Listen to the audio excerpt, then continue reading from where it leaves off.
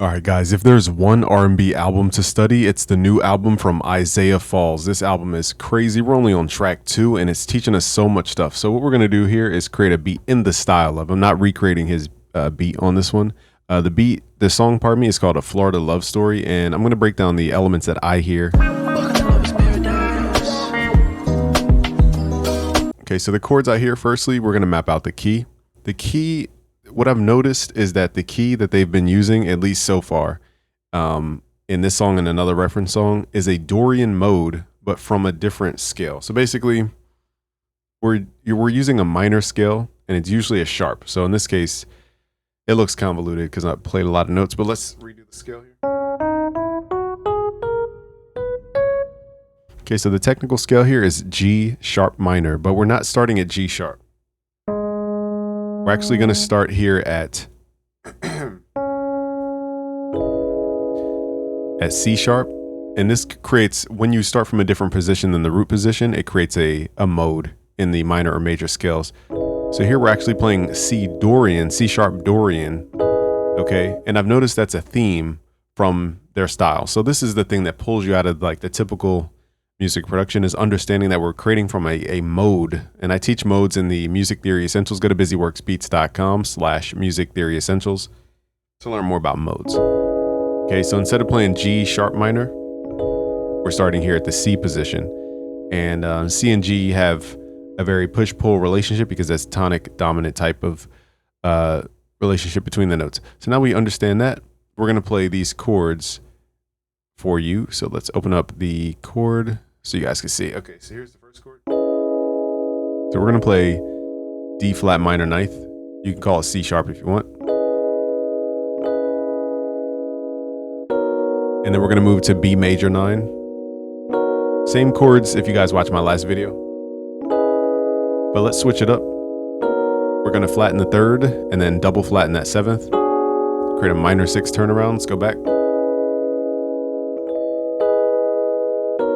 And here we can also try the altered chord ending.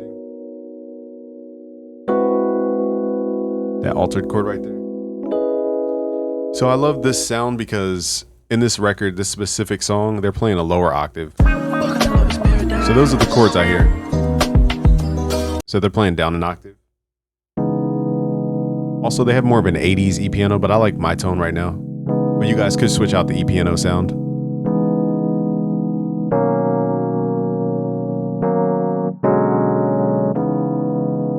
Okay, so this is playing down an octave. Another thing I hear is a very punchy kick. And then we have a really unique snare that I tried to go through thousands of snares. I can't find the right snare. So we're going to have to combine. So the snare, listen to the snare here. It's like a snare rim. But it has it goes whoosh, like that. It leads into it. So it's very hard to get that tone. So we're going to combine this tone, not the exact tone at all. This is more metallic and tinny. And then we're going to combine that with a deeper root note. Probably not that one. This one, and then something like this, just to give it a natural kind of tone. So let's hear these combined. So it's kick, boom, kick, kick. So I already messed up the pattern.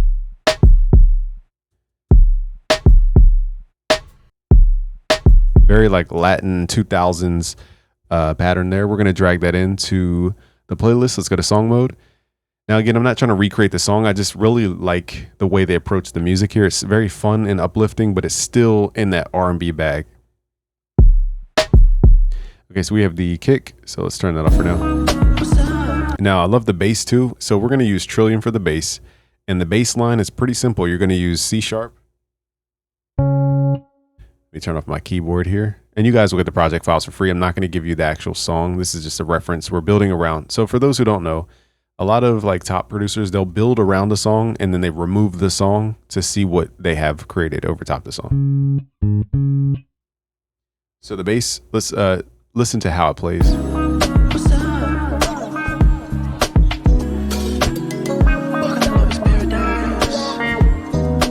So it's like doom, doom, doom.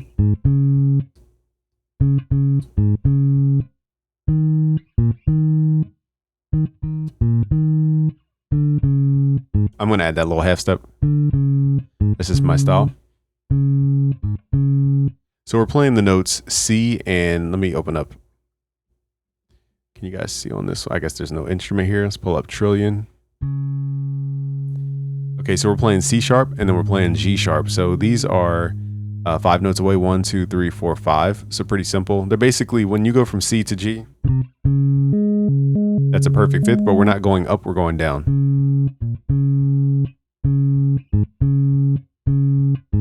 So a quick tip for bass is like whenever you guys get stuck, try the perfect fifth and the octave notes, and that will help you guys move throughout a scale. So we could do something like this.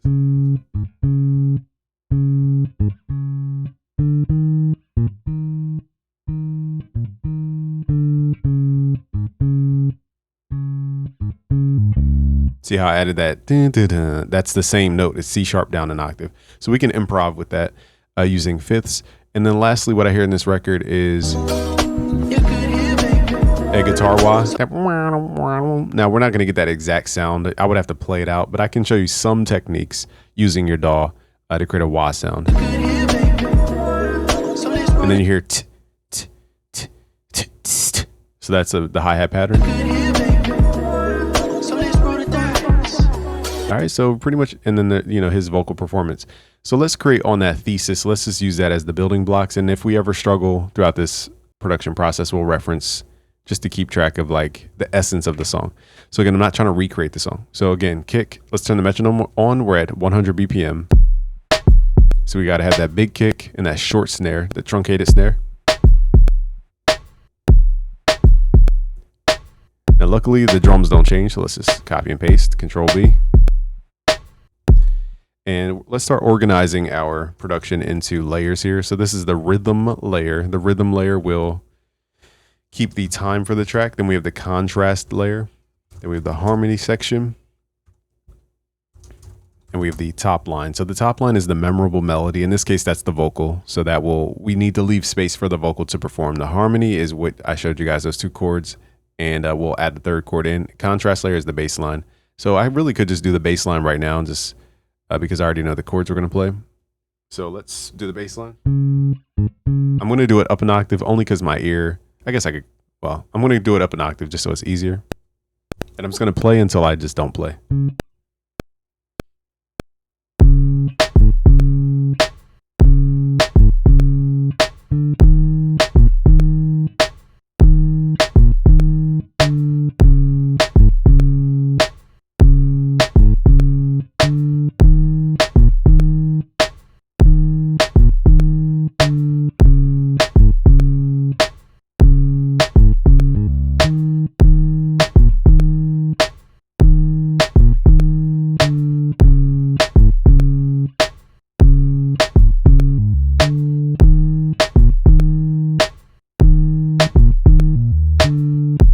So one of the notes I messed up, so I got to fix it.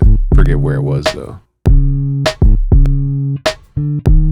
So I'm playing with the rhythm because I want that bass to be in the pocket. So that's why I am playing the bass along with the drums and not waiting for the chords. So one of the goes 1, 2, 2. That 3rd note hits a little bit earlier. So one of these notes, just got to figure out where it is. I think it's this one right here, but I'm not sure.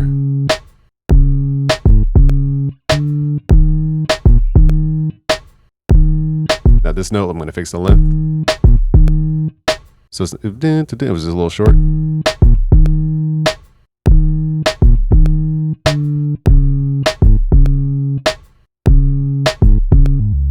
Now notice I'm not quantizing the notes. Okay, here's where I messed up. I was doing too much. There we go. So I'm not going to quantize. Let's pull that down an octave, Control down.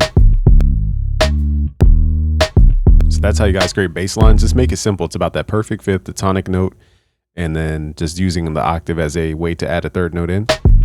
So far, so good. We have a vibe. Let's add these hi-hats in. Everything's not routed yet, so let's start routing stuff. Let's hit Control L, send these sounds to the mixer here. Let's go back to the beginning and let's create our hi-hat pattern. So we're still in the rhythm section here. The hi-hat pattern is pretty simple. We're going to right-click, fill each 4. And then we're going to do this 1, 2, 3, 4, 1, 2, 3, and. So on that last and, we're going to add that open hi-hat. 1, 2. See, I already messed it up. Even this is a little too many. Let's fill each 8.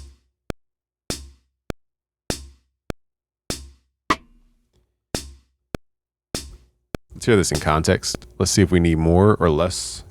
Can't really tell. Isolate it. Let's add these hi-hats in the song mode. Okay, so I have too little. Let's fill each 4 steps. The hi-hat's a little rushed, so let's go to the wrench tool, add some time shift.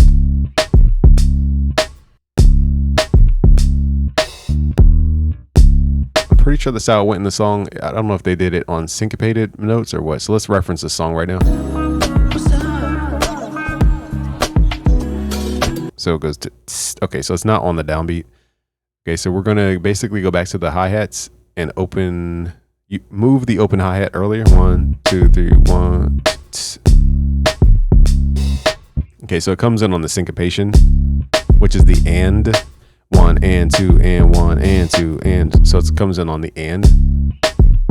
Now this sounds very much like the record. This is from a more natural source.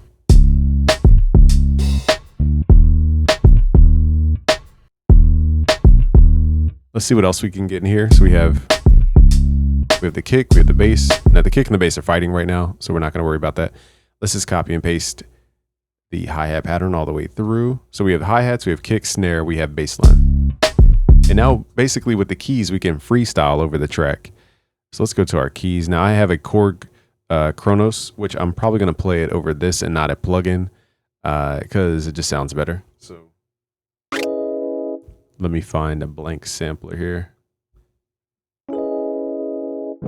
I need to go down an octave. So the program will record MIDI, but if I ever mess up, I need to basically restart. So let's record this and hope I don't mess up. And notice for any like chord changes I use. So again, here are the 2 chords.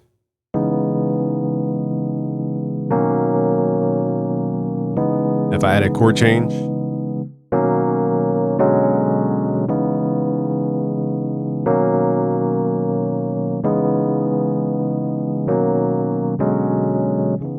might pick a different 80s sound. Let me pause this video real quick. I think for now we'll just do regular E-piano. That way we're not getting too off in the distance here. I wasn't ready to record. Let's do this one more time.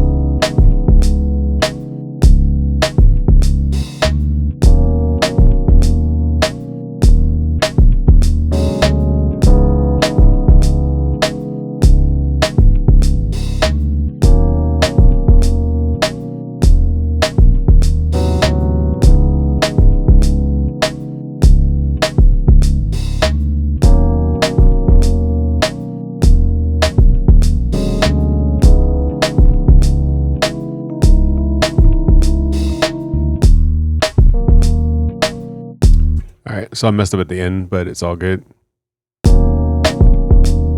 So now I need to create a more expressive layer. So notice I just did basic harmony. We didn't do any crazy like key switching, meaning we didn't do a bunch of like tickling keys. We just did regular chords.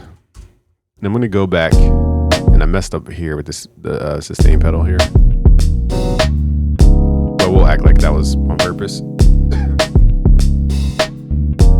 Let's see where we need to cut it at the end. We could probably just cut it right here.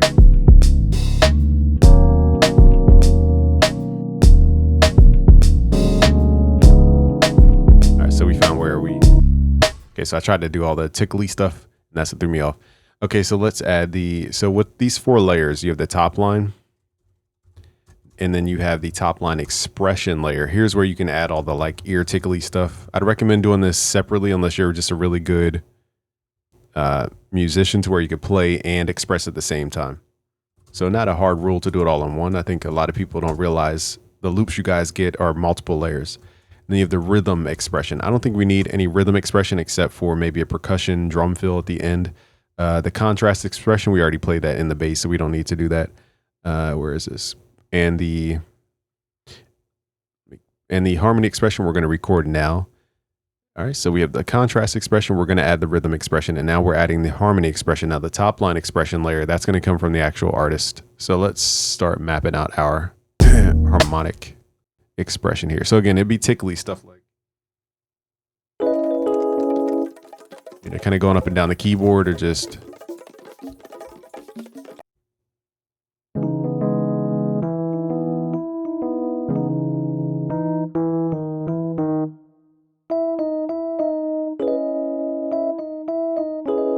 just little stuff like that. So let's just add this throughout the song.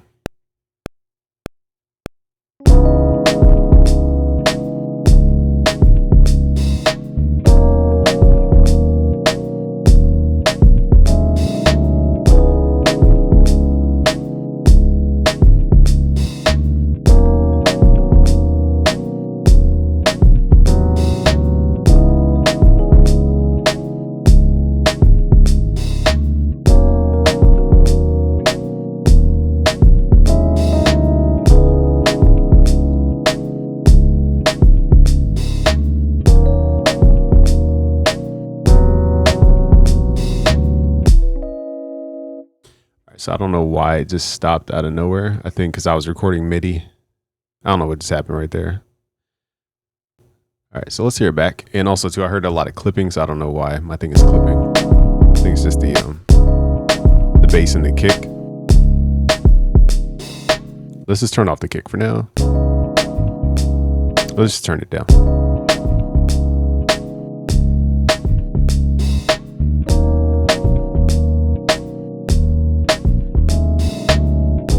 So this is just a performative layer that it has more movement. So again, I'm not sure why it just ended like that. So let's continue to add on.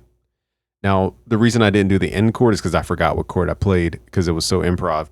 So I'm just doing the 2 main chords here. We're not getting too crazy with the ending chord, that 3rd chord. I could, however, add that over top. All right, so that's what you guys are hearing. So FL tends to be weird. So if you guys hear weird artifacts, it's probably because FL. Let's add another layer over top.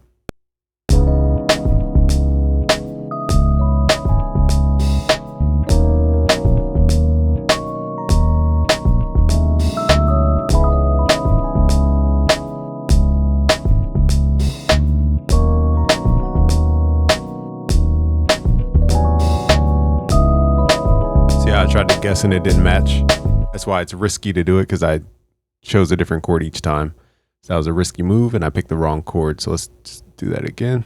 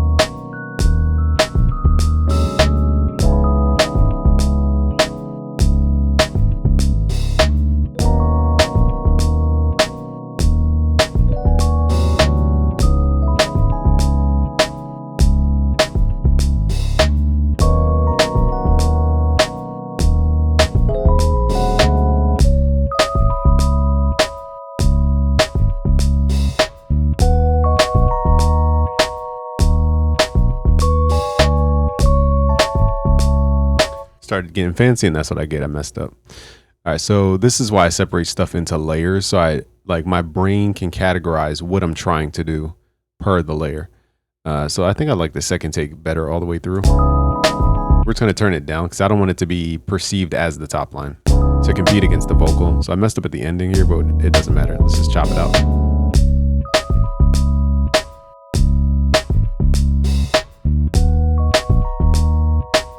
Let's just cut it. All right, so we have every layer that we need. So when people ask me like, how do I know a song is done? It's when you have the top line, the harmony section, the contrast, the rhythm section laid out. So those are the 4 layers. Let's bring back the kick, and we need to find now this mixer is very unorganized, but let's right click, side chain to the trillion. We're gonna open up Pro Q3 in this case, or any plugin that has this ability. Go to the processing tab, right click, select your kick. Now the kick is the input for the side chain. We're going to double click. I have my what's called collision mode on, and I think some other mode that lets me see the multiple signals. I think I had to turn this on. I can't remember what I turned on and what I didn't. So we're looking at the side chain input basically. So now in red you'll see the kick, and then the main thing is gray. So we can see where these two sounds overlap is right around 60 hertz. Let's pull a dynamic EQ down, turn it on auto mode, click this up arrow to trigger the sidechain input. Now every time that kick hits, it turns the bass down in that 60 hertz area. I'd recommend 3 dB of range, but then if you're still getting clipping, try 6 dB. So that way they can still, both hit, but without combining to create this monstrous, huge moment of sound. Let's try 6 dB this time.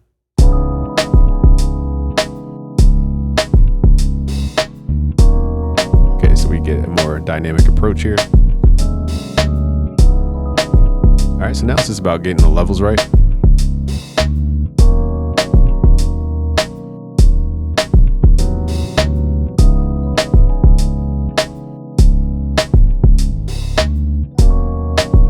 I think we're pulling the bass down a little too harsh. Let's pull it back.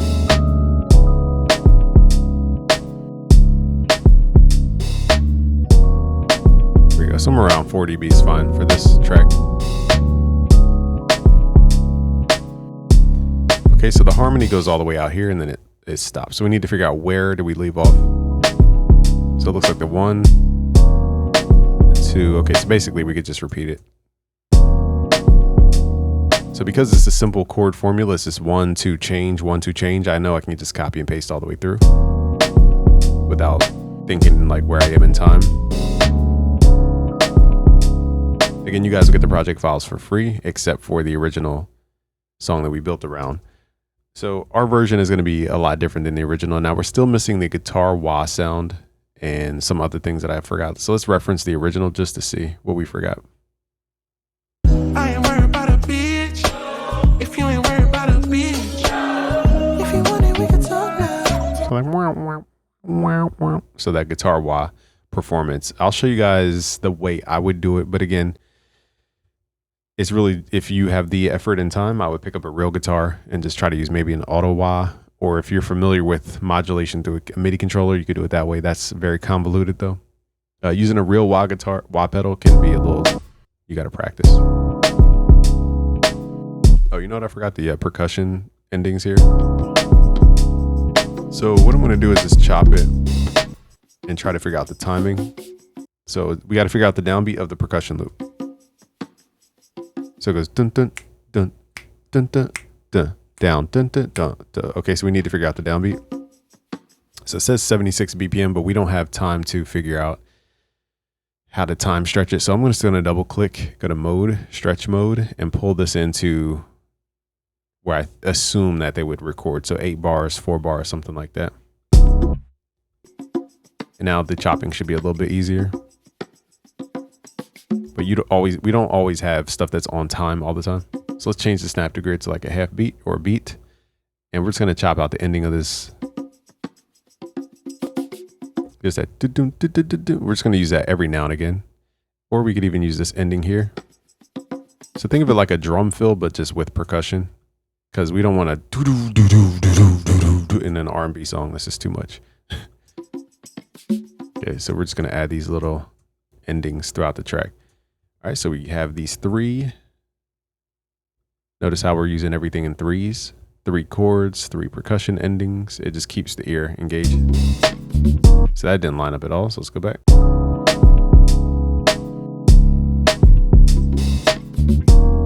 Yeah, it didn't line up. Let's see if the second one lines up. Now that one lined up, just not that first one. Okay, so in this case we have 2. I stand corrected. I'm just gonna add these.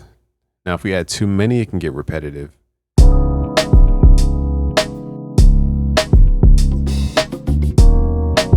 So what I'm gonna do is spread it out to every 4 bars. Let's add it at the end here.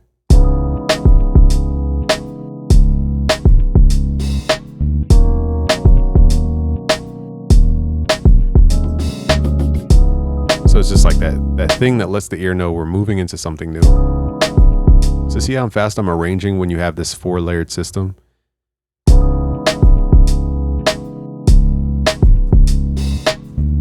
Okay, so now we need to add that top line expression, which would be our, let me save that for down here, which would be our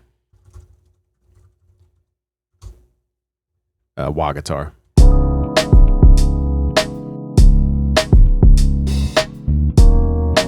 Now the original mix is a little more lightweight in the center, but we're not getting that particular. We don't even have vocals on this.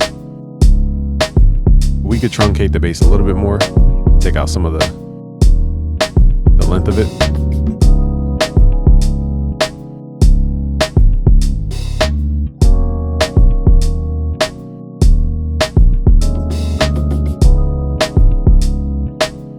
Let me see if I delay the snare tone, if it has that snappy sound to it.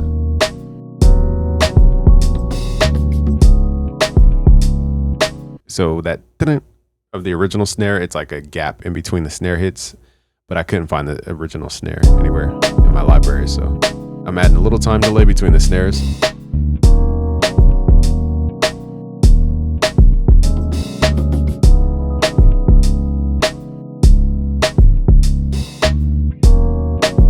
Let's keep messing with this hi-hat. I think I need to truncate it just a little bit. There we go. It just had too much reverb on it. So these are the tiny details nobody thinks about. Like, there's a lot of reverb on this sample, and that clouds up the mix. So if I just left that in, you guys would be trying to figure out how to EQ out the mix when we just need to truncate the sample. So it's little stuff like that over time you'll learn as a producer.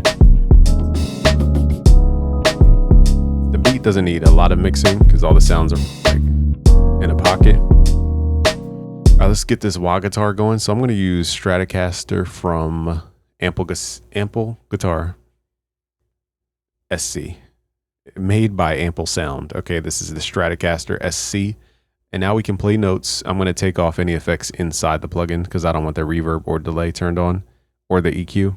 I want to have control over all the processing. And the amp, up to you guys, but I've noticed this clean signal usually works best. And so now we're going to add the notes for the wah guitar, but not the actual wah effect. So I'm just going to kind of freestyle some notes. Also, I want to see if I could do a pitch bend. This may or may not sound good, but let's try it. So I'm just going to record just stuff.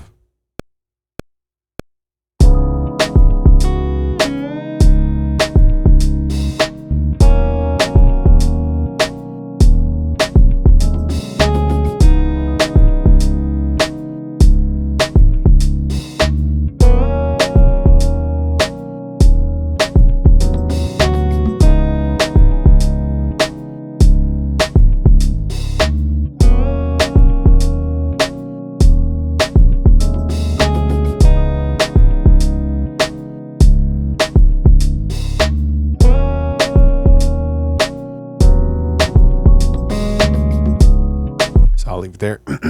Now that was a more of a linear performance. So now we're going to give it that wah effect. Now the thing is, with wah, you have to know. I'm overly explaining it, but basically with the wah, you have to know like the note length when you're playing a wah. So everything's not this long, predictable note. Sometimes you play short notes, so your wah effect may need to work faster. Like wow, wow, wow, wow, wow, wow, wow, wow. It's not just like wow, wow, wow, wow, wow the whole way through. Okay, so let's go to components. Let's go to cry wah here. We're going to link this to, we're going to browse parameters here. We're going to right click and then link to controller. And you have to have some kind of fader or some knob on your MIDI controller. I like using a fader because it's just very linear. And then we're going to record. And now I can manually go in and record this in. So I'm going to record. You need to right click, make sure automation is turned on to record the automation. And now I'm going to move my hand manually to match the note length.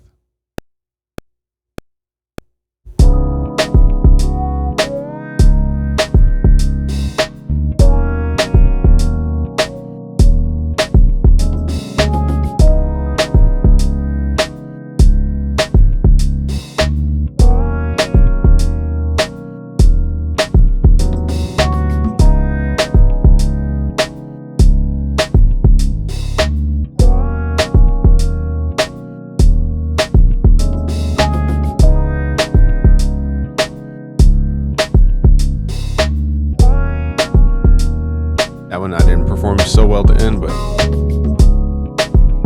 so notice how let's do one thing. Let's remove the audio we weren't using here. Remove, purge unused. Okay, so basically you have to move in the way that you're playing in order to catch the transient. And now we can tuck this in the back, or we could add effects. I think it needs a little bit of an effect. Let's add some delay. Fruity delay 3. Okay, and then we can add some reverb. We don't need a long tail on the delay.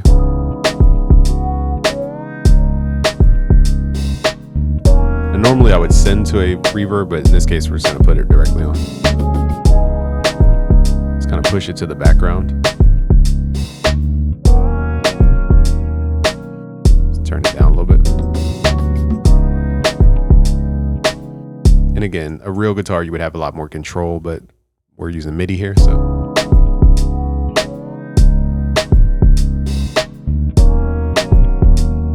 Let's start grouping these sounds here.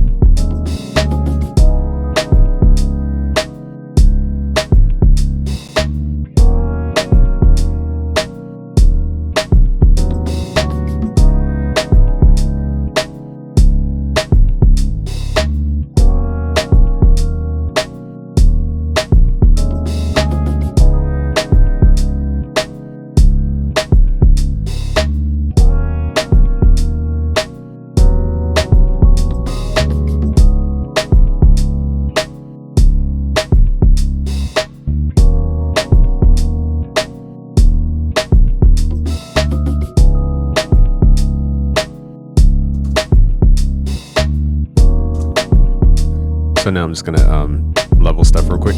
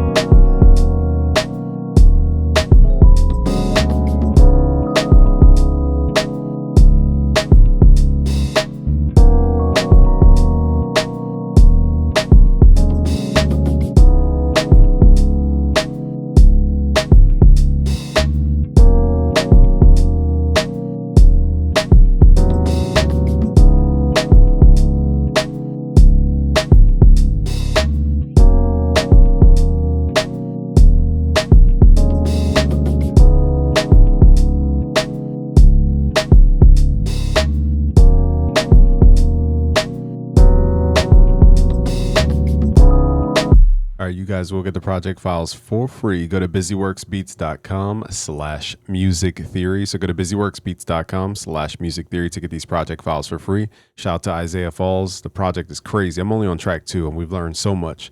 So shout out to everybody who watched the entire video. Share with a friend, like this video, share with a friend. Peace.